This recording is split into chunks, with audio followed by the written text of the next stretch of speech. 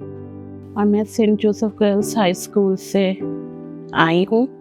And जब आई थे यहाँ पर तो सिर्फ इतना सा ही पता था सिविक एजुकेशन। बहुत से मिथ्स हैं हमारे इर्द गिर्द। ये अहले किताब है, इनके साथ बर्तनों में खाना ना खाएं, इनके साथ बात ना करें। लेकिन यहाँ पर सभी रिलीजन्स इकट्ठे थे, सब इकट्ठे खाना खा रहे हैं, इकट्ठे काम कर रहे हैं, स्टडीज़ कर रहे हैं, और इवन के रूम्स भी इकट्ठे हैं जहाँ पे वो स्टे कर रहे हैं। ये इससे पहले बहुत से लोगों के ऐसे कॉन्सेप्ट्स थे कि ऐसा नहीं मुमकिन।